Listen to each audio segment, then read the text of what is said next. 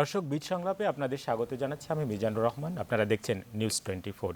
এই আয়োজনে আমরা ব্যবসা বাণিজ্য, আমদানি রফতানি কার্যক্রম এবং সমসাময়িক অর্থনীতির নানা দিক নিয়ে কথা বলি। আজ আমরা কথা বলবো দেশের সবচেয়ে শীর্ষ রপ্তানি খাত তৈরি পোশাক নিয়ে। আমরা কথা বলবো বাংলাদেশের তৈরি পোশাক খাত এবং মজুরি কাঠামো, শ্রমিকদের মজুরি, এই বিষয়ে সার্বিক বিষয়ে কথা বলবো। আমরা পোশাক খাতের চ্যালেঞ্জগুলো নিয়ে কথা বলবো। এ বিষয়ে কথা বলার জন্য স্টুডিওতে উপস্থিত রয়েছেন বিকেএম এর সাবেক প্রথম সহসভাপতি মোহাম্মদ হাতেম, আপনাকে স্বাগত জানাচ্ছি, এবং গার্মেন্টস ঐক্য ফোরামের সভাপতি মোর্শেফা মিশু, আপনাকেও স্বাগত জানাচ্ছি। এছাড়াও দর্শক আমাদের সঙ্গে সংযুক্ত হবেন বিজিএম এর সভাপতি মোহাম্মদ সিদ্দিকুর রহমান। তিনি যখনই সংযুক্ত হবেন আমরা তার সাথে যোগ দিব। আমরা আমাদের স্টুডিওর অতিথিদের মাধ্যমেই আজকের আলোচনা শুরু করতে চাই। আমি শুরুতেই যেতে চাচ্ছি গার্মেন্টস শ্রমিক ঐক্য ফোরামের সভাপতি মোর্শেফা মিশু, আপনার কাছে। আমরা একটু যদি দেখি যে আমাদের দেশের তৈরি পোশাক খাত এখন রপ্তানিতে শীর্ষে সবচেয়ে বড়, এখানে 40 লাখের বেশি শ্রমিক নিয়োজিত আছেন। তো বলা হচ্ছিল বারবার যে বর্তমানে প্রেক্ষাপটে আমাদের শ্রমিক মজুরি কতটা নিশ্চিত হয়েছে, শ্রমিকদের মজুরি? আসলে ধন্যবাদ আপনাকে। এই কথাটা আমার মনে হয় যে দেশে এবং বাইরেও বিভিন্ন রকমভাবে কিন্তু আলোচনায় আসে যে গার্মেন্টস শ্রমিকদের যে উৎপাদন হচ্ছে, গার্মেন্টস শ্রমিকদের বর্তমান সেই অনুযায়ী শ্রমিকদের যে মজুরি কাঠামো সেটা অত্যন্ত কম। এবং আপনি জানেন যে 2015 সালে আইএলও যে একটা দিয়েছে গ্লোবালি সারা পৃথিবীর মধ্যে শ্রমিকদের মিনিমাম ওয়েজের কথা, যে কোন কোন দেশে গার্মেন্টস সেক্টরের মিনিমাম ওয়েজ কত, সেখানে দেখা যাচ্ছে যে বাংলাদেশের ওয়েজ হচ্ছে সবচেয়ে কম, $68। সেখানে ইন্ডিয়ার হচ্ছে $165, আপনি পাকিস্তানের হচ্ছে $119। আপনি চিন্তা করে দেখুন, আমাদের পাশের রাষ্ট্রের কথা বলছি। তারপরে এই যে ভিয়েতনাম আমাদের প্রতিদ্বন্দ্বী রাষ্ট্র, ভিয়েতনাম অনেক বেশি, এবং সেই সমস্ত $140 বেশি ভিয়েতনামে। তো হ্যাঁ, $145, কিন্তু এটা পাশে আবার একটা এই বিষয়গুলো মানে ওয়েজের এই বিষয়টা আলোচনা করলে একদিক থেকে তো আপনি দেখবেন যে তুলনামূলকভাবে যে কথাটা আমি বললাম যে পৃথিবীর অন্য দেশের তুলনায় আমাদের মজুরিটা কম, আরও একটা কিন্তু এই একদিকে আমাদেরকে কিন্তু নজর ফেরাতে হবে।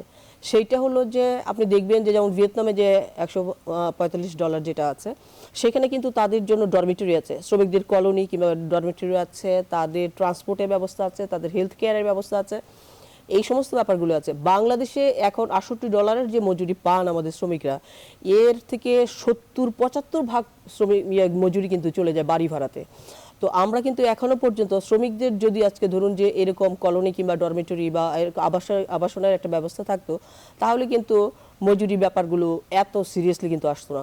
আমাদের শ্রমিকদের বড় অংশই যেহেতু এরকম একটা পরিস্থিতি হচ্ছে, যার জন্য আমরা মনে করি যে শ্রমিকদের মজুরিটা যথাযথ হয়নি। অনেক 2013 সালে যে মজুরি করা হয়েছে, বর্তমান বাজার দর অনুযায়ী বর্তমানের জীবনের যে ব্যয়, সে তুলনায় এটা একেবারেই কম। যার জন্য আমরা দাবি করেছি যে গার্মেন্টস সেক্টরের শ্রমিকদের জন্য, সমস্ত সেক্টরেই আমরা গার্মেন্টস সেক্টরের জন্য আমরা নিজেরা যেহেতু এই সেক্টরে কাজ করি, এইটার জন্য আমরা বলেছি যে ন্যূনতম মজুরি $10,000 এবং সব মিলিয়ে গ্রস সব কিছু মিলিয়ে সেখানে $16,000 করা হোক। আপনি দেখবেন যে 2013 সালে মজুরি বাড়ানো হয়েছে, ওয়েস্ট বোর্ড হয়েছিল, সেখানে মজুরি বাড়ানো হয়েছে। 2013 সালের পরে এই জিনিসটা আমি দেখি যে আমাদের বিজেপির ভাইয়েরা সবসময় একটা কথা বলেন যে 3 বছর মাত্র হয়েছে, আইন অনুযায়ী আছে যে 5 বছর পরে মজুরি বাড়াতে হবে। কিন্তু আইনের 140-এর ক ধারা যদি আমরা দেখি, সেখানে কিন্তু এইটাও আছে যে প্রয়োজনে আবার 3 বছরের মধ্যেও সেটা পর্যালোচনা করা যাবে, মজুরি পর্যালোচনা করা যাবে। যার জন্য আমার মনে হয় যে আমরা যখন আইনের আশ্রয় যখন নেব, তখন আমার মনে হয় যে পুরোপুরি বিষয়টা আমরা এই জিনিসটা জেনেই কিন্তু মাঠে নেমেছি। আমরা কিন্তু দেখছি যে বর্তমানে যে মজুরি কাঠামো, তাতে তো শ্রমিকের জীবন চলছে না, এবং এই মজুরি কাঠামো নিয়ে শ্রমিক কি করে আসলে উৎপাদন অব্যাহত রাখবেন কিংবা আরও ব্যাপক উৎপাদন করবে, সেটা কিন্তু আমরা কিন্তু আসলে এই ব্যাপারে সন্দিহান। সেই সমস্ত দিকগুলো আমরা চিন্তা করে আমরা মজুরি বাড়ানোর কথা দাবি করেছি। এবং এই ক্ষেত্রে আপনাকে একটু ইনফরমেশন আমি দিই, আমরা গত মে মাসে আমরা মজুরি কাঠামো আগে 2013-তে যেটা গঠিত হয়েছিল, সেখানে তো সচিব সাহেবরা আছেন, সচিব আছেন, ওনাদের কাছে আমরা কিন্তু স্মারকলিপি দিয়েছি। তারপরে জুন মাসের 1 তারিখে আমরা বিজিএমির কাছে স্মারকলিপি দিয়েছি, বিজিএমই অফিসে গিয়ে। আমরা জুন মাসের 5 তারিখে আমরা বিকেএমইর কাছে স্মারকলিপি দিয়েছি নারায়ণগঞ্জে গিয়ে, এবং এই কয়েকদিনের মধ্যে আমরা শ্রমমন্ত্রীর কাছে আমাদের স্মারকলিপি দিয়েছি। আমাদের সমস্ত যে শ্রমিকের মজুরি বাড়ানোর কথা আমরা কেন বলছি এবং শ্রমিকরা আন্দোলন করছে তার প্রেক্ষিতে যে শ্রমিকদের উপর দমন নিপীড়ন যেটা হচ্ছে, এই সমস্ত ব্যাপার নিয়ে, এমনকি আমরা আসলে যে শ্রমিকরা যে যখন মজুরি বৃদ্ধির দাবিতে আন্দোলন করলো, আপনি দেখেন এটা কিন্তু একটা শিল্পের জন্য খুবই বর্বরোচিত একটা ব্যাপার, এবং আমি মনে করি যে হুমকি স্বরূপ। কারণ আপনি তাজরিন এবং রানা প্লাজার পরে আপনারা বলছেন, সরকারের দিক থেকে বলছে, সবসময় বলা হচ্ছে যে শ্রমিকদের ট্রেড ইউনিয়ন করবার অধিকার আছে।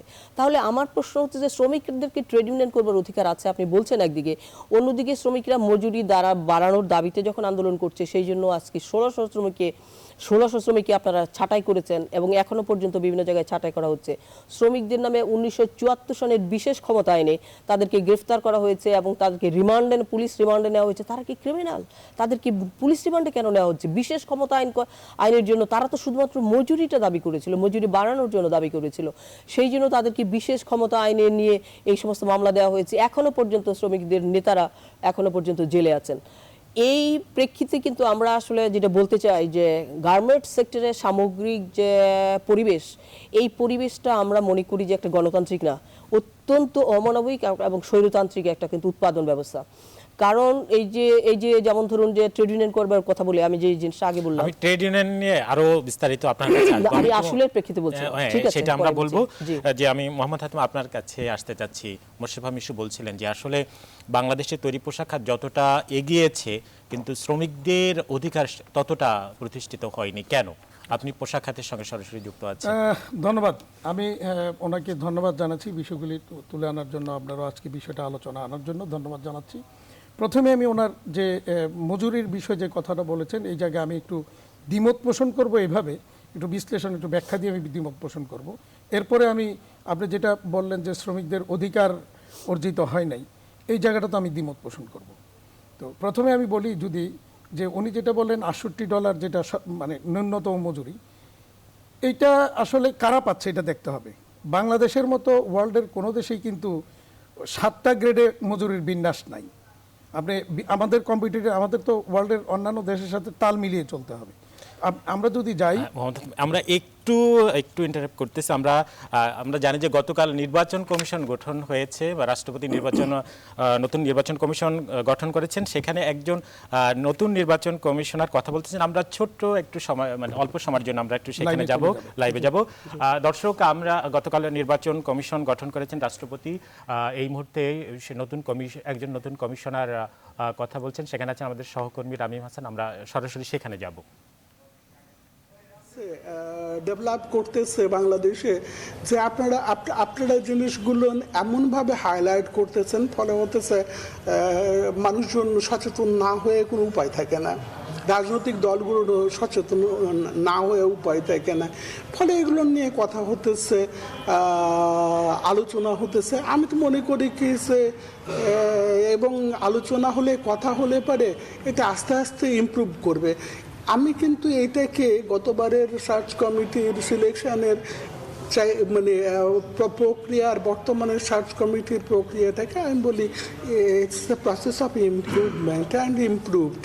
প্রতিটা জিনিসই এভাবে ইমপ্রুভড হয়। স্যার, একটা বিষয় একটু জানতে চাচ্ছি যে গতবারের যে নির্বাচন কমিশন নানান কারণে আসলে সাধারণ মানুষের কাছে খুব একটা আস্থা ধরে রাখতে পারেনি, এবং এই অবস্থায় আপনারা যোগ দিচ্ছেন, কি মনে হয় এটা কি আপনাদের জন্য? আমি কিন্তু আপনার ওই অংশটুকু, প্রথম অংশটুকু যেটা বলতেছেন, আমাকে কিন্তু লিড করতে চাইতেছেন। আমি কিন্তু লিড অংশটুকুতে যেতে চাই না। আসলে হতেছে প্রতিটা সাংবিধানিক বডির প্রথম এবং প্রধান কাজই হতেছে জনগণের আস্থা অর্জন করা, এবং আস্থা যদি অর্জন না করতে পারে তাহলে পরে তাকে সমালোচনার সম্মুখীন হতে পারে। আমি নিজে মনে করতেছি যে আমার ব্যক্তিগত অভিনয়, আমাদেরকে যারাকে নির্ধারিত করেছেন মহামান্য রাষ্ট্রপতি, এই মহামান্য রাষ্ট্রপতি নির্ধারিত লোকগুলোও কিন্তু আমরা সমালোচনায় উঠতে পারবো না যদি আমরা আস্থা অর্জন না করতে পারি। এবং আমি মনে করি চ্যালেঞ্জটা ওখানেই, আমাদেরকে আস্থা অর্জন করতে হবে যাতে করে আমরা জনগণের আস্থা অর্জন করতে পারি, যাতে রাজনৈতিক দলগুলোর আস্থা অর্জন করতে পারি, আমরা যাতে করে সুশীল সমাজের আস্থা অর্জন করতে পারি। এবং আস্থা অর্জনের একটাই বোধহয় আজ পথ আছে বলে আমি মনে করি, সেটা হচ্ছে স্বচ্ছতা এবং জবাবদিহিতা। আমার বিশ্বাস, আমি ব্যক্তিগতভাবে আজ মানে প্রধান নির্বাচন কমিশনার মহোদয়কে আমি বলার চেষ্টা করব, যাতে করে হতেছে আমরা যৌথভাবে দায়িত্ব গ্রহণের পরে আমরা যৌথভাবে এমন সব কার্যক্রমে নিতে পারি যাতে করে এই আস্থাটা আমরা অর্জন করতে পারি। গত নির্বাচনে আমরা দেখেছি যে সব রাজনৈতিক দলের অংশগ্রহণ ছিল না, বিশেষ করে বিএনপির অংশগ্রহণটা আমরা দেখিনি। তো এই নির্বাচনে এর আগের নির্বাচন কমিশন এখন যারা রয়েছেন তারাও চেষ্টা করেছেন তাদেরকে নির্বাচনমুখী করার জন্য। তো স্যার, আপনারা আসলে নতুন কোনো উদ্যোগ বা নতুন কোনো ভাবনা আছে কিনা, যদি একেবারেই শুরুতে প্রশ্নটা করা, তারপরও স্যার আপনার ব্যক্তিগত অভিমত কি থাকবে? একটা জিনিস, সেটা হতেছে রাজনৈতিক দলগুলোর, আমি শুধু বলি নাই, আমি বলতেছি যে আমি জনগণের আস্থা অর্জন করতে চাই এবং বিশ্বাস করি কি যে জনগণের আস্থা যদি অর্জন করতে পারি, তাহলে আবার রাজনৈতিক দলগুলোর তো জনগণকে নিয়ে, জনগণের আস্থা অর্জন করতে পারলে আর আমরা রাজনৈতিক দলগুলোরও আস্থা অর্জন করতে পারবো, আমরা সুশীল সমাজেরও আস্থা অর্জন করতে পারবো।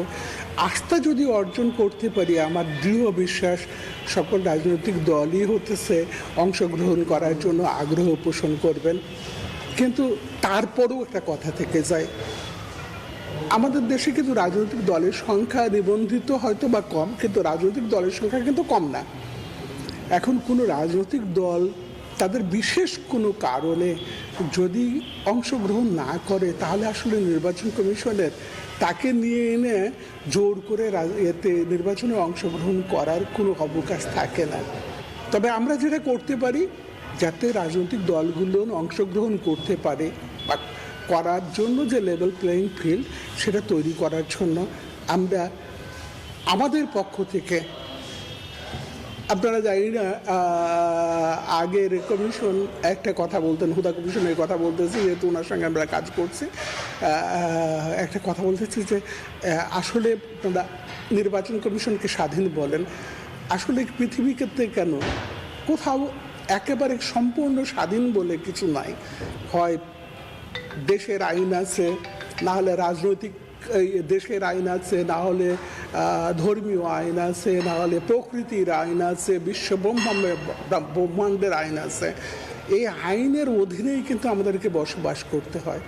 তো নির্বাচন কমিশন তো একটা দেশের একটা সাংবিধানিক প্রতিষ্ঠান, তো এর যথেষ্ট আইন কানুনের মধ্য দিয়ে এই কাজটা করতে হয়। তবে এর ভিতরে থেকে যেটা উনি বলতেন কি যে সীমার মাঝে অসীম হব, তবে এই সীমার মাঝে কতটুকু অসীম হওয়া যায় সেই কাজটা করার জন্য আমরা যৌথভাবে চেষ্টা করব। আমি ব্যক্তিগতভাবে আপনাদেরকে বলতে পারি, আমি চিফ ইলেকশন কমিশনার মহোদয়কে আমার পক্ষ থেকে আমি সাজেস্ট করব, যাতে করে আমরা সীমার মধ্যে অসীম হয়ে আমরা আমাদের উপর অর্পিত মহামান্য রাষ্ট্রপতি কর্তৃক অর্পিত গুরুদায়িত্ব আমরা পালন করতে পারি। অনেক দায়িত্ব পালন করা সহজ, কিন্তু নির্বাহী বিভাগের যে প্রচণ্ড চাপ থাকবে নির্বাচন কমিশনের প্রতি, যখন আপনি পলিটিক্যাল গভর্নমেন্টকে ফেস করতে হবে, সেই চাপ অনেকেই সহ্য করতে পারেন নাই, আমরা দেখেছি। সেই চাপ কীভাবে আপনি সহ্য করবেন? আপনার সঙ্গে কিন্তু আমি একমত নই। প্রথমত, নির্বাহী বিভাগের চাপ থাকে না কোনোদিনই। নির্বাহী বিভাগগুলো কি, আপনি প্রশাসনের কথা বলতেছেন? ও আচ্ছা, ওই সরকারের কথা বলতেছেন। আপনি কদিন আগে মাননীয় প্রধানমন্ত্রীর একটা বক্তব্য আপনাকে আমি স্মরণ করাতে চাই। উনি বলেছেন নির্বাচন হবে ফ্রি অ্যান্ড ফেয়ার, এবং মহামান্য রাষ্ট্রপতি যেভাবে করেছেন, এই সার্চ কমিটির মাধ্যমে নির্বাচন কমিশনকে সিলেক্ট করেছেন, এতে থেকে আমার বিশ্বাস এবং আস্থা যে যেটা উনি বলেছেন, আমাদের মাননীয় প্রধানমন্ত্রী যা বলেছেন এটা উনি করতে চান। এবং যদি আমরা সবাই আন্তরিক না হই রে ভাই, সরকার, বিরোধী দল, সুশীল সমাজ, বিশেষ করে আপনারা, তাহলে পরে হতেছে কোনো কিছুই করা সম্ভব না। কারণ আপনাদের এই সামান্য একটা নিউজ এইরকম করে দিলে একরকম প্রতিক্রিয়া হবে, আরেকটু অন্যরকম করে দিলে আর এক রকম প্রতিক্রিয়া হবে। রাজনৈতিক চাপের সাথে কিভাবে মানে আপনারা ফেস রাজনৈতিক সরকারের অধীনে নির্বাচন আর তত্ত্বাবধায়ক সরকারের অধীনে জাতীয় নির্বাচন, দুটার ভিতরে কিন্তু বেশ একটা ফারাক আমরা দেখেছি। বিশেষ করে যখন হুদা কমিশন দায়িত্বে ছিলেন তখন কিন্তু তত্ত্বাবধায়ক সরকারের অধীনে হুদা কমিশনের কথা বারবার চলে আসে। পরবর্তীতে হুদা কমিশন স্যার আপনিও পেয়েছেন তখন, পরবর্তীতে যখন আমরা 2014 সালে নির্বাচন দুটা কিন্তু দর্শক, নতুন নির্বাচন কমিশনার রফিকুল ইসলাম ব্রিফ করছিলেন, আমরা ছিলাম সেই অনুষ্ঠানে। আমরা আবারও আলোচনায় ফিরতে যাচ্ছি।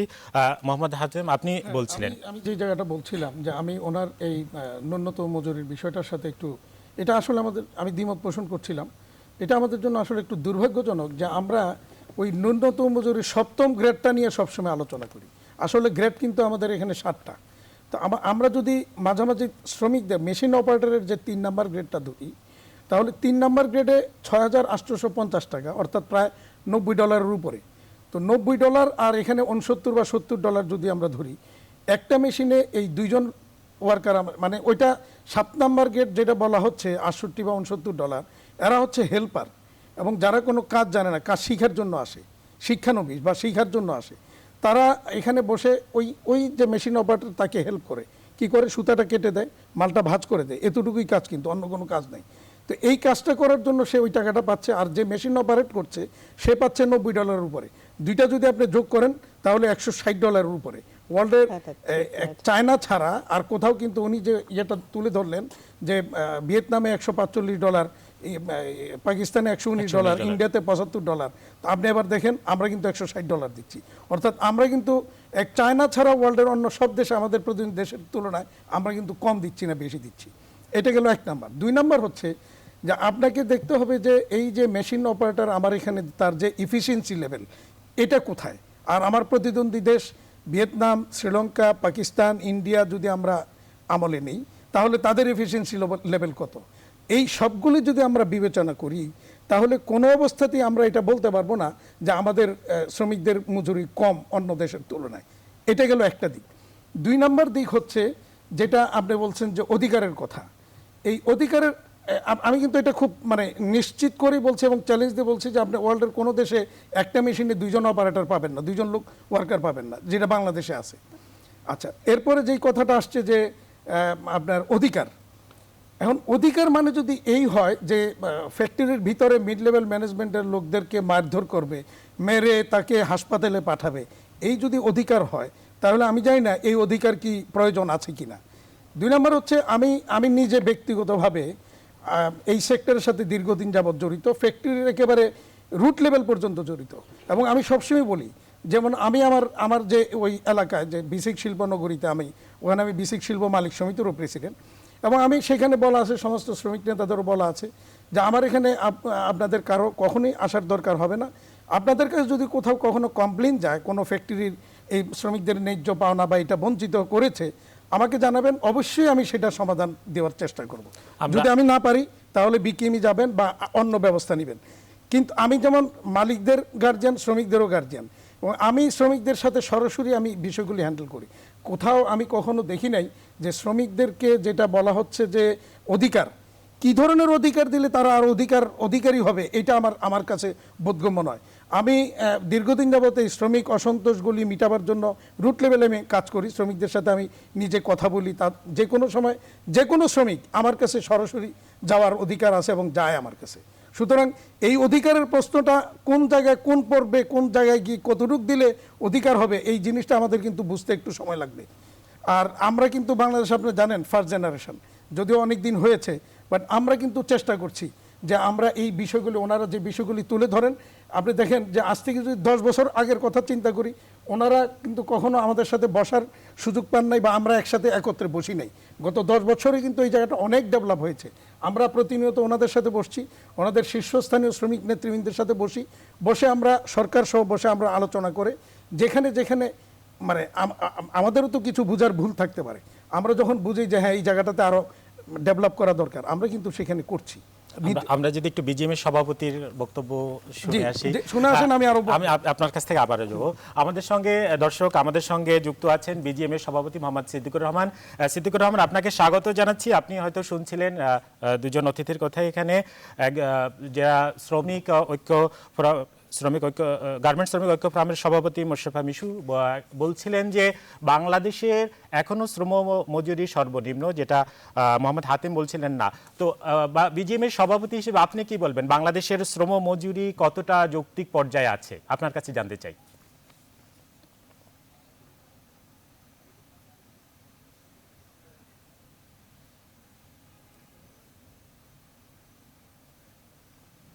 আমার ধন্যবাদ আপনাকে। প্রথমেই কথা হলো যে হাতেম সাহেব যেটা বলেছেন সেটা যথার্থই সত্য কথা বলেছেন, যেটা আসল রিয়েল পিকচার যেটা, সেটা হাতেম সাহেব তুলে ধরেছেন আপনার উপরে। কিন্তু কোশ্চেন হলো, আমাদের অপোজিশনে যারা থাকেন এবং যারা শ্রমিক নেতৃত্ব দেন, তারা কখনোই পজিটিভ ওয়েতে আমাদের সাথে এগিয়ে আসতে পারে না। তারা সব সময় চিন্তা করে যে তারা একদিকে চিন্তা করে যে ইন্ডাস্ট্রির সক্ষমতা বিবেচনা করতে হবে, সারা পৃথিবীর সাথে আমরা ব্যবসা করি, তাদের যে মার্কেট কি অবস্থায় আছে সেগুলো বিবেচনায় নেয় না। আমাদের এখানে জীবনমান কতটুকু, সেই জিনিসটাও তারা কিন্তু বিবেচনায় নিতে চায় না কখনো। সেই জন্য আমরা মনে করি যে ওনাদেরকে এই যে একটা নেগেটিভ অ্যাটিটিউড থেকে বের হয়ে আসতে হবে এবং ওনাদেরকে অবশ্যই আমরা যে আলাপ আলোচনা করে দেশের স্বার্থে সেক্টরের স্বার্থে, সবচেয়ে বড় কথা হলো সাধারণ শ্রমিকদের স্বার্থে যে জিনিসটা ভালো সেই কাজটাই করতে হবে। কিন্তু ওনারা সবসময় প্রথমে আমি আর একটা কথা বলি, সেটা হলো যে আপনারা যদি এমন একজন শ্রমিক নেতৃত্বকে আনতেন এখানে, যিনি রেজিস্টার্ড ট্রেড ইউনিয়ন করেন, তাহলে তার সাথে কথা বললে আমাদের জন্য ভালো হইতো। কারণ আমি যতটুকু জানি মিশু উনি নেতৃত্ব দেন, কিন্তু ওনার সংগঠনটাই আমি যতটুকু জানি যে আনরেজিস্টার্ড একটা সংগঠন, এবং ওনারা এই পর্যন্ত শ্রমিকদের স্বার্থে, একমাত্র শ্রমিকদের স্বার্থে মুখে কথা বলা ছাড়া প্র্যাকটিক্যালি ওনারা কি করেছেন এইরকম কোনো ভিজিবল জিনিস তো আমার এই 34 বছরের গার্মেন্টসের ব্যবসায় আমি দেখি নাই। যারা জড়িত তাদের আমার কথা হলো যে আমাদেরকে চিন্তা করতে হবে যে এমপ্লয়মেন্ট, আমরা আমাদের দেশে যেখানে 82% ফরেন কারেন্সি আসে, যেই সেক্টরে 44 লক্ষ শ্রমিক ডিরেক্টলি কাজ করে, ব্যাকওয়ার্ড ফরওয়ার্ড মিলালে প্রায় 1 কোটির উপরে লোক কাজ করে, যেই সেক্টরটা আমাদের দেশের জন্য আমাদের খুবই প্রয়োজন। কারণ আমাদের নিরীহ শ্রমিক ভাই বোনদের জন্য এই সেক্টরটা প্রয়োজন। সেই সেক্টর নিয়ে কখনো নেগেটিভ অ্যাটিটিউড নিয়ে কারোরই আলোচনা করা উচিত না। আমি মনে করি সেক্টরের স্বার্থে, দেশের স্বার্থে অবশ্যই গঠনমূলক এবং সচেতনতামূলকভাবে আলোচনা করা উচিত এবং কাজ করা উচিত। কোনোভাবেই সেক্টরের বিরুদ্ধে যায়, আমাদের এখান থেকে যদি ব্যবসাটা চলে যায় তাহলে আমার নিরীহ শ্রমিক ভাই বোনদের কী হবে, এই জিনিসটা কিন্তু মাথায় রাখা উচিত সবাই। আমরা বিজিএমইএ বা বিকেএমইএ আমরা নিজে মালিকদের থেকে আমরা কিন্তু শ্রমিক ভাই বোনদের কথা সবসময় বিবেচনায় রাখি।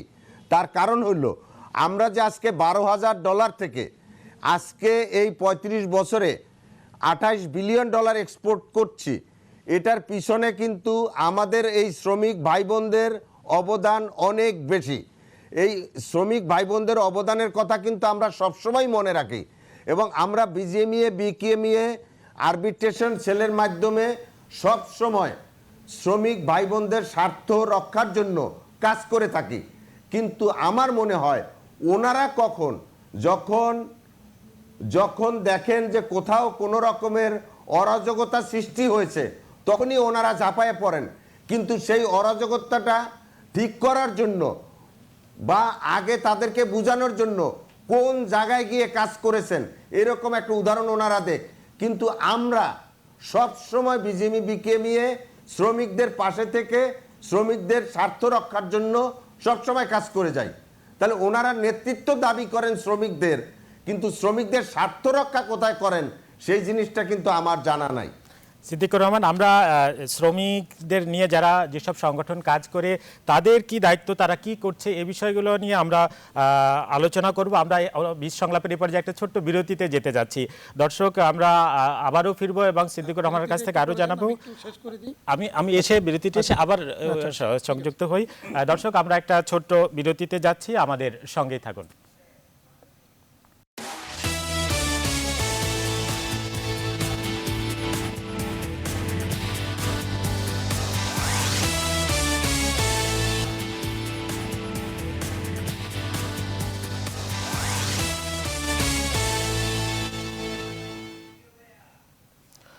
দর্শক, বিশ সংলাপে আবারও স্বাগত। আমরা আজ কথা বলছি তো বাংলাদেশের তৈরি পোশাক খাত এবং শ্রম মজুরি এ নিয়ে। এ বিষয়ে আলোচনার জন্য স্টুডিওতে উপস্থিত রয়েছেন বিকেএম এর সাবেক প্রথম সহসভাপতি মোহাম্মদ হাতেম এবং গার্মেন্টস শ্রমিক ঐক্য ফোরামের সভাপতি মোশরেফা মিশু, এবং আমাদের সঙ্গে সংযুক্ত আছেন বিজিএমএ ভবন থেকে বিজিএমএ সভাপতি মোহাম্মদ সিদ্দিকুর রহমান। আমি মোহাম্মদ সিদ্দিকুর রহমানের কাছে আবারও যেতে চাই। সিদ্দিকুর রহমান, আপনি বলছিলেন যে যারা শ্রমিকদের অধিকার নিয়ে কাজ করে, বিভিন্ন আন্দোলন সংগ্রাম করে, তো সেই সব সংগঠনের আসলে শ্রম অধিকার প্রতিষ্ঠায় কি কি, যদি একটু বিশেষ করে বলেন যে কি কি অধিকার তাদের রয়েছে যে তারা এই কাজগুলো করলে আমাদের দেশের পোশাক খাত আরও এগিয়ে যেতে পারে, শ্রমিক সংগঠনগুলোর কি ভূমিকা থাকতে পারে?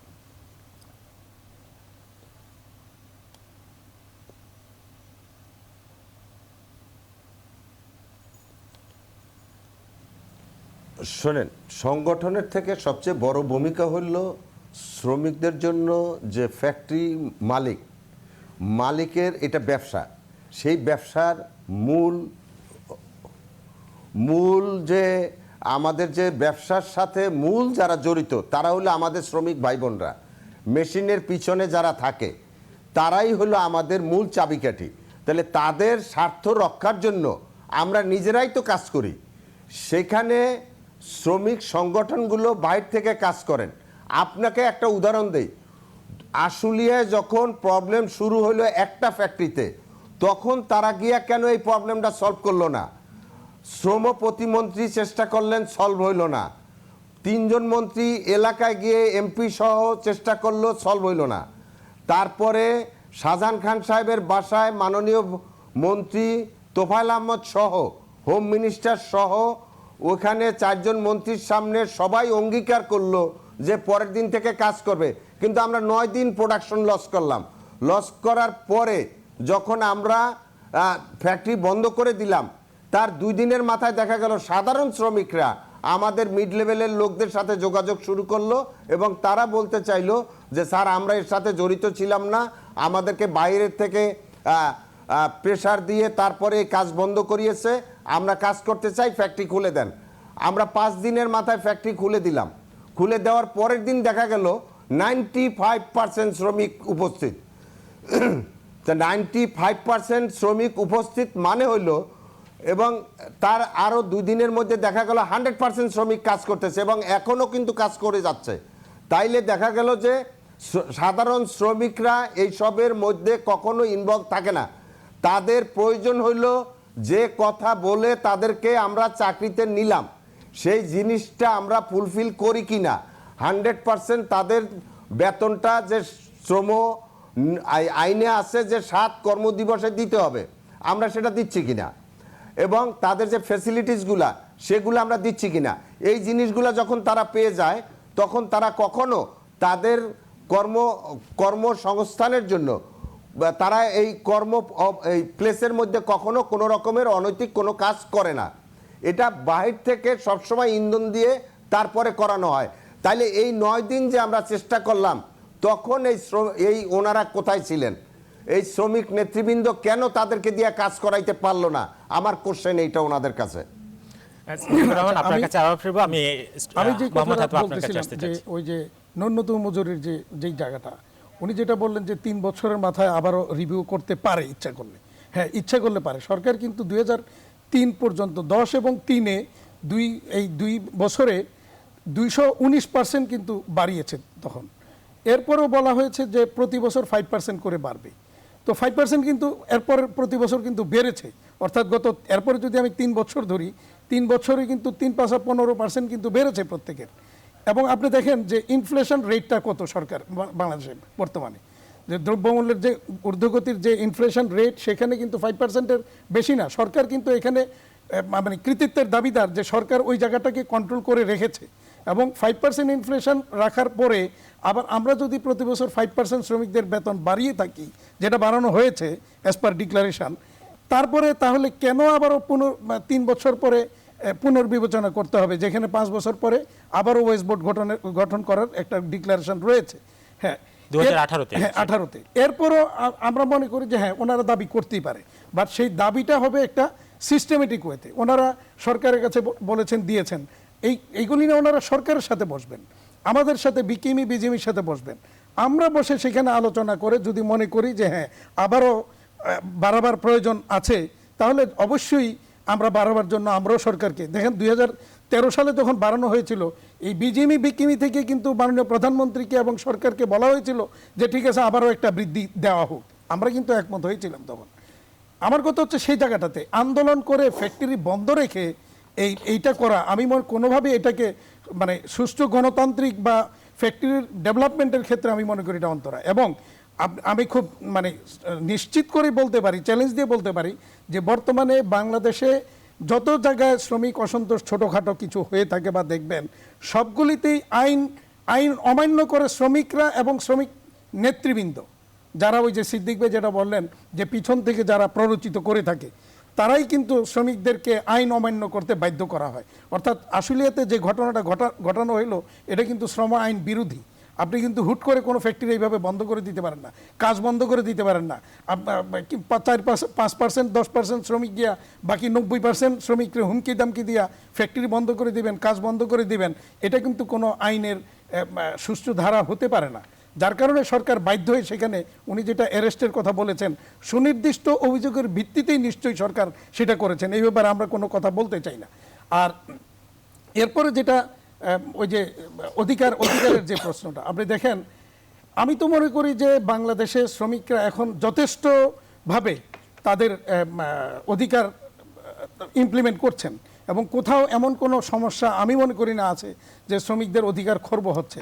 হ্যাঁ, যদি কোথাও এরকম থাকে, ওনারা যদি আমাদেরকে নোটিশে আনেন, বিজিএমই, সরকার, কলকারখানা পরিদর্শন অধিদপ্তর রয়েছে, সরকারের বিভিন্ন ডিপার্টমেন্ট রয়েছে, আমরা কিন্তু সাথে সাথে সেটাকে সলভ করি। সেখানে এরকম কোনো ঘটনা আমি অন্তত চ্যালেঞ্জ দিয়ে বলতে পারি, তো ওনারা দেখাতে পারবেন না যে কোনো একটা ফ্যাক্টরিতে কোনো অন্যায় কিছু কোনো মালিক করেছে, আমরা তার বিরুদ্ধে ব্যবস্থা নেই নাই, এই ধরনের কোনো ঘটনা আমি চ্যালেঞ্জ দিয়ে বলতে পারি, ওনারা দেখাতে পারবেন না। সুতরাং শ্রমিকদের অধিকার আমি মনে করি অবশ্যই এখানে বিরাজমান আছে এবং কোনো কিন্তু অধিকার নয়, কখনো কখনো আমি দেখি খুব অসহায়ভাবে মিড লেভেল ম্যানেজমেন্ট, মালিক খুব অসহায়ত্ব বোধ করে শ্রমিকদের অত্যাচারের কাছে।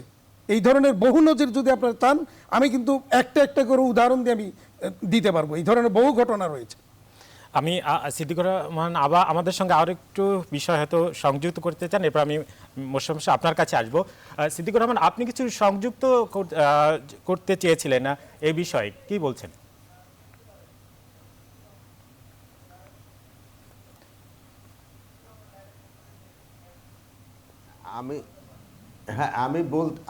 আমি বলতে চাচ্ছিলাম যে আমরা যখন বিগত দিনে বিভিন্ন সময়ে বিভিন্ন দাবি, আন্দোলন, ভাঙচুর এক্সপেরিয়েন্স করার পরে যখন 2013 সালে লাস্ট মজুরি বোর্ড গঠিত হয়, তখন আমরা দেখলাম যে কেন এই আন্দোলনগুলো হয়। সেই আন্দোলনগুলো হয়তো ইনক্রিমেন্ট দেওয়ার সময়, যার জন্য আমরা কিন্তু এই ওয়েজ বোর্ডে 5% মিনিমাম এবং কখনো কখনো এটা 10%ও দেয়, কেউ 7%ও দেয়, এরকম ইনক্রিমেন্ট একটা ম্যান্ডেটরি করে দেওয়া হইলো। এবং সেই ওয়েজ বোর্ডটা কিন্তু শ্রমিক পক্ষ, মালিক পক্ষ, সরকার এবং সবাই মিলেই হয়। তো সেখানে আরেকটা জিনিস আমরা এক্সপিরিয়েন্স করতাম, সেটা হলো যে বোনাসের সময়, দুইটা ঈদের সময় বিভিন্নভাবে প্রবলেম ক্রিয়েট হইতো। সেই জন্য আমরা বোনাসটাও কিন্তু ম্যান্ডেটরি করে দিয়েছি। পৃথিবীর কোথাও কি বোনাস ম্যান্ডেটরি আছে কিনা আমার জানা নাই। তারপরে আমরা শ্রমিকদের জন্য একটা ওয়েলফেয়ার ফান্ড করেছি এইবারের রুলসে, সেটা হলো পয়েন্টস। আমাদের প্রায় এই বছরে 28 বিলিয়ন এক্সপোর্ট হয়েছে, সেখানে প্রায় $10 বিলিয়ন তাদের ফান্ডে জমা হবে। সেই ফান্ডটা শ্রমিকদের কল্যাণে ব্যবহার করা হবে। তো এই জিনিসগুলো আমরা কিন্তু প্রতিনিয়ত কিভাবে শ্রমিকদের স্বার্থ রক্ষা করা যায়, কিভাবে শ্রমিকদেরকে আরো ভালোভাবে রাখা যায়, সেই চেষ্টাটা আমরা করে যাচ্ছি। কেন করছি? স্বার্থ কিন্তু আমার, কারণ ইন্ডাস্ট্রি আমার, আমাকে ইন্ডাস্ট্রি চালাতে হবে, চালাইতে হলে আমাকে শ্রমিক লাগবে। সেই জন্য আমরা কিন্তু এই ভালো ভালো কাজগুলো করে যাচ্ছি। আমাদের 2টা হসপিটাল আছে ঢাকা চিটাগংয়ে, আমাদের 12টা আপনার হেলথ সেন্টার আছে, আমাদের ওদের বাচ্চাদের জন্য স্কুল আছে। এইভাবে কিন্তু আমরা কাজগুলো রেগুলার করে যাচ্ছি।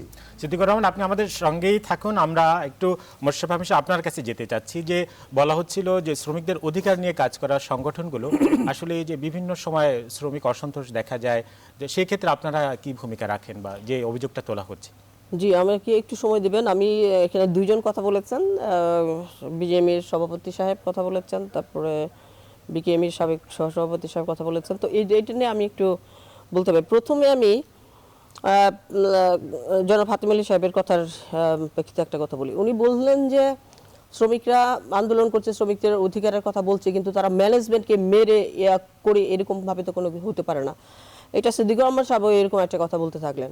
আমরা কিন্তু দেখেছি যে এই পর্যন্ত বিজেএমির বিভিন্ন সংবাদ সম্মেলনে, আমরা 22 বছর হয়েছে এখানে কাজ করি এই সেক্টরে, আমাদের জীবনের শুরু থেকে এই পর্যন্ত দেখেছি বিভিন্ন যখন তারা প্রেস কনফারেন্স করেন তখন কিন্তু তারা বলেছেন যে শ্রমিকরা নিজেরা এগুলো করে না। তারা বিভিন্ন সময় তারা নিজেরাই বলেছেন যে কারা কারা করে, এখানে স্থানীয় কিছু স্বার্থান্বেষী মহল থেকে এরা এই সমস্ত কাজগুলি করে। আরেকটা দিক হলো যে এইবার আশুলিয়াতে কি এটা কোনো সমস্যা ছিল? এটা কিন্তু কোনো সমস্যা ছিল না। আমরা দেখলাম যে 11 তারিখ থেকে শ্রমিকরা যখন দাবি উত্থাপন করলেন, এর পরবর্তীতে আমরা দেখলাম যে দি রোজ গার্মেন্টসে কিন্তু বরং শ্রমিকদেরকে বাইরের মাস্তান টাস্তান এনে পেটানো হয়েছে। তাহলে আজকে একটা ইন্ডাস্ট্রির ক্ষেত্রে এইটা তো একটা হতে পারে না যে বাইরের মাস্তান এসে স্থানীয় মাস্তান টাস্তান এনে তারপরে তাদেরকে মারধর করবেন। এই বিষয়গুলো কিন্তু এই কারণে কিন্তু পরিস্থিতির আসলে খারাপ দিকে গেছে। মজুরি বৃদ্ধির কথা বললেন হাতেম আলী সাহেব, আমি খুব একটা মোহাম্মদ হাতেম, জি মোহাম্মদ হাতেম, সরি ভাই, মোহাম্মদ হাতেম সাহেব এটা বলেছেন মজুরি বেশি। এটা খুব হাস্যকর লাগলো আমার কাছে যে উনি এখন 6,800 টাকা যেটা, সেটাকে উনি বললেন যে সেটা 100 কত ডলার হয়।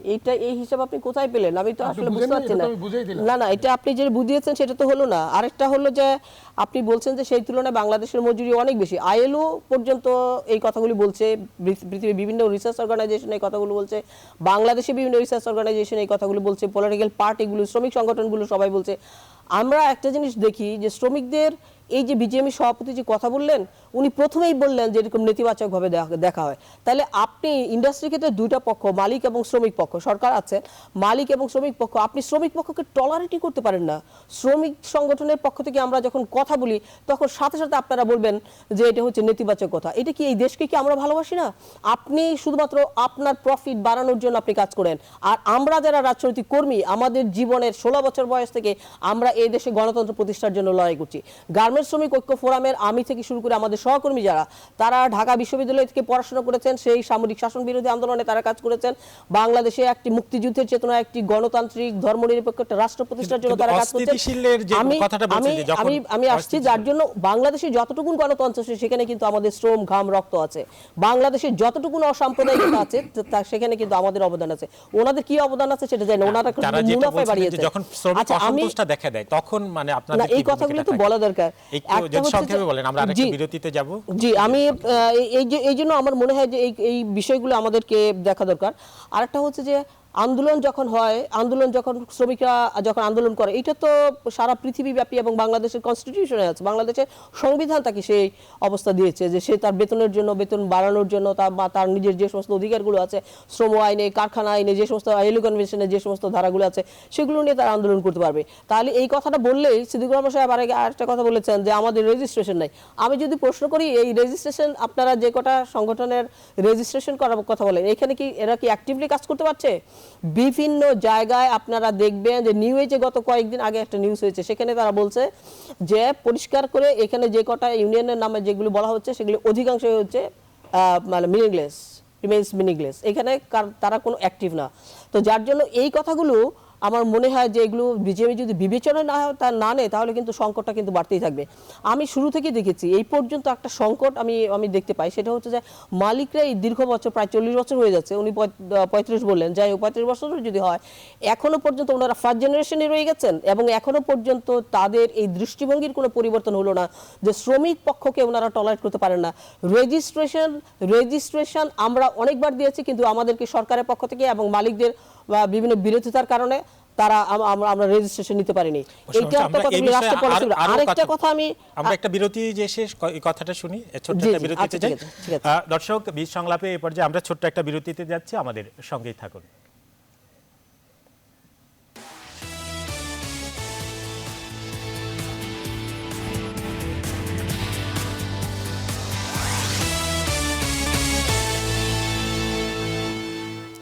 দর্শক, আবারও স্বাগত। আপনারা দেখছেন বীজ সংলাপ। এই আয়োজনে আমরা আজ কথা বলছি দেশের সবচেয়ে গুরুত্বপূর্ণ খাত তৈরি পোশাক নিয়ে, তৈরি পোশাক খাত এবং শ্রম মজুরি। এই বিষয়ে আলোচনার জন্য স্টুডিওতে উপস্থিত রয়েছেন দুজন অতিথি, বিকেএম এর সাবেক প্রথম সহসভাপতি মোহাম্মদ হাতেম এবং গার্মেন্টস শ্রমিক ঐক্য ফোরামের সভাপতি মোশাররফা মিশু, এবং আমাদের সঙ্গে যুক্ত আছেন বিজিএম এর সভাপতি মোহাম্মদ সিদ্দিকুর রহমান। আমরা আবারও আলোচনায় ফিরতে যাচ্ছি। আমি মোশাররফা মিশু, আপনার কাছে আবারও ফিরতে চাচ্ছি। আপনি বলছিলেন শ্রমিকদের অধিকার নিয়ে যে বিভিন্ন সময় শ্রম অসন্তোষ দেখা যায়, কিন্তু সেই ক্ষেত্রে শ্রমিক অধিকার নিয়ে যে সংগঠনগুলো কাজ করে তারা কি ভূমিকা রাখে? আমরা তো এই পর্যন্ত, উনি সিদ্দিকুর রহমান সাহেব প্রশ্ন করেছেন যে আমরা এই পর্যন্ত শ্রমিকদের জন্য কি করেছি। আজকে যে আপনারা অন্তত ট্রেড ইউনিয়ন করার অধিকার দেওয়া উচিত, এই কথাটা যে অন্তত স্বীকার করেন। ট্রেড ইউনিয়নের অধিকার তো বাস্তবে বাংলাদেশে নাই গার্মেন্টস সেক্টরে, তো এটা যে স্বীকার করেন, এর পেছনে আমাদের দীর্ঘ বছরের লড়াই আছে। আমরা জেল কেটেছি, আমরা বিভিন্ন সময় বিভিন্ন পুলিশ রিমান্ডে থেকে বিভিন্ন ধরনের নিপীড়ন আমরা সহ্য করে কিন্তু এই আন্দোলনকে এগিয়ে নিয়ে গেছি। আজকে যে মজুরি বোর্ড বসছে 2006 থেকে, এই যে পরপর 3বার মজুরি বোর্ড বসলো, সেই ক্ষেত্রে আমাদের সংগঠনের অবদান অনেক অনেক বেশি। এবং আজ পর্যন্ত শ্রমিকরা যে যতটুকু তাদের মধ্যে অ্যাওয়ারনেস ডেভেলপ করেছে, যতটুকু তাদের মধ্যে সচেতনতা ডেভেলপ করেছে তাদের অধিকার সম্পর্কে, কিংবা ধরুন যে কারখানা সম্পর্কে তাদের দৃষ্টিভঙ্গি, শিল্প সম্পর্কে তাদের যে একটা পজিটিভ দৃষ্টিভঙ্গি, এগুলি কিন্তু আমরা বিভিন্ন সময় যে ওয়ার্কশপ করি, আমরা যে ক্লাস করি, পাঠচক্র করি, এইগুলোর কারণে কিন্তু আমাদের এগুলো গড়ে উঠছে। তার মানে শ্রমিকদের অধিকার নিয়ে আমাদের কাজ করাটা হচ্ছে আমাদের লক্ষ্য। মালিকদের পদলেহী হওয়া, সরকারের পদলেহী হওয়া কিন্তু আমাদের দায়িত্ব নয়। তাহলে যেই সংগঠন আজকে দেখা যাবে যে মালিকদের আমার কথাটা শেষ করি, আপনারা শেষ করি, আপনি যখন বলেছেন তখন আমি কথা বলিনি। সংগঠন আছে যারা এই কাজগুলো নিয়ে কাজ করে অহরহ। আচ্ছা, সব সংগঠন তো আছে, যার যার মতো কাজ করে। আপনার কথার সময় আমি একটু ইন্টারাপ্ট করিনি, আপনি দয়া করে একটু শুনবেন। শুনেও যদি আমি এটা মনে করি যে বাংলাদেশের গার্মেন্টস সেক্টরে এটা একটা বড় সংকট, এই যে মালিকদের এই যে দৃষ্টিভঙ্গি, মালিকদের এই দৃষ্টিভঙ্গি যতক্ষণ পর্যন্ত পরিবর্তন না হবে, আমি মনে করি যে মালিক শ্রমিক একটা উৎপাদনের স্বার্থে যতটুকু একটা সম্পর্ক থাকা উচিত সেটা আসলে গড়ে উঠবে না। আমরা শ্রমিকদের মধ্যে অসন্তোষের কথা বলেন, শ্রমিকরা কি তার মজুরির কথা বলে আজকে যেই সমস্ত ইয়েগুলি হচ্ছে, বাজার দর বাড়ছে, বাড়ি ভাড়া বাড়ছে, বিদ্যুৎ, গ্যাস, এগুলোর মূল্য বেড়েছে, সবকিছু মিলিয়ে আজকে এই প্রেক্ষিতে শ্রমিকরা তাদের মজুরি বাড়ানোর দাবি করতে পারবে না। এবং এটাকে আপনি শ্রমিক অসন্তোষ বলে, কারখানার জন্য নেতিবাচক এই সমস্ত কথা বলে আপনারা নাকচ করবেন, তাহলে বাংলাদেশের সংবিধানের অধিকার থেকে শুরু করে সমস্ত আন্তর্জাতিক, জাতীয় আন্তর্জাতিক যে সমস্ত আইনগুলো আছে সবকিছুকে আপনারা কিন্তু ভঙ্গ করছেন। এবং এই ক্ষেত্রে আমরা কিন্তু দেখি যে সরকারকে আপনারা যেভাবে নেতিবাচকভাবে প্রভাবিত করতে চান, এটা প্রভাবিত এই পর্যন্ত করতে চান এবং করে এসছেন, এটা অত্যন্ত দুর্ভাগ্যজনক বাংলাদেশের জন্য। এবং এই ধরনের দৃষ্টিভঙ্গি নিয়ে যে শ্রমিকদের, সরাসরি শ্রমিকদের বিরুদ্ধে, শ্রমিকদের আপনি বলবেন যে তারা শ্রমিক সংগঠনের জন্য কি করে, মোশাররফ হোসেন, আমি একটু মোহাম্মদ হাতেম আপনার কাছে আসতে চাচ্ছি, যে আপনি যদি সংযুক্ত করেন, আপনি যদি একটু সংযুক্ত করেন। আমি আমি এক মিনিট যদি আমাকে একটু সংযুক্ত করে এইভাবে যে উনি যে প্রসঙ্গটা লাস্ট আনলেন যে ট্রেড ইউনিয়নের অধিকার নিয়ে কাজ করেন, আসলে ট্রেড ইউনিয়নের অধিকার নিয়ে তো কাজ করার খুব একটা প্রয়োজন নেই। ট্রেড ইউনিয়ন যদি প্রয়োজন মনে হয়, আমরা অবশ্যই ট্রেড ইউনিয়ন যেটা দায়িত্বশীল ট্রেড ইউনিয়ন যদি হয় আমরা তাদেরকে স্বাগত জানাবো। কিন্তু বাংলাদেশে কি দায়িত্বশীল ট্রেড ইউনিয়ন হওয়ার মতো পরিবেশ পরিস্থিতি কি হয়েছে? সেই পরিবেশ পরিস্থিতিটা আগে তৈরি করা দরকার। কেন? আজকে আমি যদি বলি যে আমার 95% মালিক শ্রম আইন সম্পর্কে অবহিত নয়, 99% শ্রমিক শ্রম আইন সম্পর্কে অবহিত নয়, তাহলে তারা ট্রেড ইউনিয়ন করতে গিয়ে সেটা আরও হিতে বিপরীত হবে। যেটা আমরা বাংলাদেশের প্রেক্ষাপটে ট্রেড ইউনিয়নের যে অতীত ইতিহাস দেখেছি সেটা আমাদের জন্য একটা শঙ্কাজনক। আজকে সেই জন্যই আমরা একটা সিস্টেম তৈরি করার জন্য ট্রেড ইউনিয়নের ধাপে ধাপে ট্রেড ইউনিয়নের দিকে যাওয়ার জন্য আমরা কিন্তু পার্টিসিপেশন কমিটি করেছি এবং সেটা বাধ্যতামূলক, আপনি জানেন প্রত্যেকটা ফ্যাক্টরিতে সেটা রয়েছে এবং সেখানেই শ্রমিকদের অধিকার আদায়ের বা কথা বলার যে অধিকার, যেটা সে কিউমুলেটিভ বার্গেনিং যেটা, সেটা কিন্তু সেখানে হচ্ছে এবং আমরা কিন্তু ওই পার্টিসিপেশন কমিটিকে নিয়েই আমরা কিন্তু ফ্যাক্টরিগুলিতে এখন বিভিন্ন সিদ্ধান্ত নিয়ে থাকি। এখানে এই বিষয়টা আমি আবারও ওনাকে স্মরণ করে দিতে চাই, বাংলাদেশে বর্তমানে শ্রমিকরাই শ্রম আইন মানে না, মালিকরা একটা ইনস্ট্যান্ট দেখাতে পারবেন না কোথাও মালিক কর্তৃপক্ষ বা ম্যানেজমেন্টের পক্ষ থেকে শ্রম আইন বিরোধী কোনো কাজ করা হয়েছে। আমি চ্যালেঞ্জ দিয়ে এটা আবারও বলতে চাই। আর এই প্রেক্ষাপটে আমি আরেকটা জিনিস তুলে ধরতে চাই, ওনারা যেই কথাগুলি বলছেন আজকে আন্তর্জাতিক বাজারে প্রতিযোগিতায় গিয়ে আমরা ন্যায্য ফেয়ার প্রাইস পাচ্ছি, এই নিয়ে তো কোনো কথা বলেন না। আজকে আমাকে বলতে বাধ্য হচ্ছি যে আজকে অ্যাকর্ড, আমি জানি না সিদ্দিক ভাই ওনারা দায়িত্বে রয়েছেন, আমি যদিও এখন বর্তমানে বিকিমির কোনো দায়িত্বপূর্ণ পদে নেই, উনি আছেন বা আমাদের প্রেসিডেন্ট সাহেব আছেন, উনি আমাদের জাতীয় সংসদ সদস্য বটে। তো ওনারা, আমি মনে করি যে অ্যাকর্ড কিছুদিন আগে মাননীয় প্রধানমন্ত্রীকে একটা চিঠি দিয়েছেন, এইটার তীব্র প্রতিবাদ আমি আজকে এখানে আবারও জানাতে চাই। কারণ অ্যাকর্ডের এই ধরনের অনধিকার চর্চা আমাকে সে স্মরণ করিয়ে দেয় আমরা যে ইতিহাসে যেটা পড়েছি, ইস্ট ইন্ডিয়া কোম্পানি বাংলাদেশে যখন এসেছিল, তারা যেভাবে মানে শুরু থেকে আস্তে আস্তে বাংলাদেশ এই দেশটাকে যখন দখলে নিয়েছিল, যে ধরনের অ্যাটিটিউড নিয়ে এসেছিল, ওই ধরনের কর্মকাণ্ড এই অ্যাকর্ডের যিনি এখানে নির্বাহী কর্তা রয়েছেন তার পক্ষ থেকে আমরা দেখতে পাচ্ছি। আমি এটার তীব্র প্রতিবাদ জানাচ্ছি তার এই অনধিকার চর্চার জন্য। কারণ তিনি এসেছেন এখানে শুধু ফায়ার সেফটি, বিল্ডিং সেফটি এবং কি বলে ইলেকট্রিক্যাল সেফটি, এই তিনটা জিনিস দেখার জন্য। এর বাইরে কথা বলার অধিকার ওনার নেই এবং সেখানে উনি এগুলি নিয়ে কথা বলেছেন। কিন্তু ওনারা দাবি করেন যে ওনারা বিভিন্ন ইউরোপ ভিত্তিক সংক্ষেপে বিভিন্ন বায়ারদের ওনারা এজেন্ট অ্যাসোসিয়েশন ওনারা। তাই যদি হয়ে থাকে আজকে কেন ওনারা ফেয়ার প্রাইস নিয়ে কথা বলেন না? আজকে কেন বায়াররা কি আমাদেরকে ফেয়ার প্রাইসিং দিচ্ছে? আমি তো আবারও চ্যালেঞ্জ দিয়ে আমি বলতে চাই যে আজকে আপনারা যদি বিচার করে দেখেন, আজকে ব্র্যান্ড এবং বায়াররা হচ্ছে বাংলাদেশের অ্যাপারেল ইন্ডাস্ট্রির ব্লাড সাকার। এই ব্লাড সাকিং করে তারা আজকে আমাদের কাছ থেকে নিয়ে যাচ্ছে, প্রকারান্তরে শ্রমিকদেরকে বঞ্চিত করছে, ফ্যাক্টরিগুলিকে ধ্বংস করে দিচ্ছে। তো এটা নিয়ে কি ওনারা কোনো কথা বলছেন? এটা নিয়েও তো ভয়েস আসা দরকার। এবং ইস্ট ইন্ডিয়া কোম্পানি যেটা করেছিল, অ্যাকর্ড তো আর সেটা পারবে না, কারণ বাংলাদেশ এখন অনেক এগিয়েছে। তো সুতরাং সেখানে আজকে আমি মনে করি যে এদের এই ভূমিকা, অ্যাকর্ডের যে ভূমিকা, অচিরেই বাংলাদেশের এই গার্মেন্টস সেক্টরকে ধ্বংস করার পর্যায়ে নিয়ে যাবে। এই ব্যাপারে আমার মনে হয় সবাইকে একটু সোচ্চার হওয়া দরকার। যে বায়ার প্রতিনিয়ত, আমি চ্যালেঞ্জ দিয়ে বলতে পারি, 2013 সালের পর থেকে রানা প্লাজার পরে আমরা হাজার হাজার কোটি টাকা ইনভেস্ট করেছি এখানে ফায়ার সেফটি, বিল্ডিং সেফটি এবং ওয়ার্ক প্লেস সেফটি, কমপ্লায়েন্স ইস্যুতে ওয়ার্কারদের আরো ভালো জিনিস দেওয়ার জন্য আমরা এগুলি করেছি। কিন্তু সেখানে বায়াররা, এক মিনিট, সেখানে বায়াররা প্রতি সিজনে, প্রতি বছর তারা 5 to 10% করে প্রাইস কমাচ্ছে। এই ব্যাপারে কি কারো কথা বলার প্রয়োজন নেই? অবশ্যই এটা দেখা দরকার। আমরা আবার একটু বিজিএমের সভা, আমি মোশাররফ হোসেন আপনার কাছে আসবো। আমি একটু বিজিএমের সভাপতি আপনার কাছে আবারও যেতে চাচ্ছি। যে কথাটা বলছিলেন যে মানে যারা বায়ার তারা আসলে আমরা সঠিক প্রাইসটা পাচ্ছি কিনা, আমরা তো পোশাক যে সঠিক প্রাইসটা পাইলে হয়তো আমরা শ্রম মজুরিটাও বাড়াতে পারতাম। আপনি কি বলবেন এই বিষয়ে?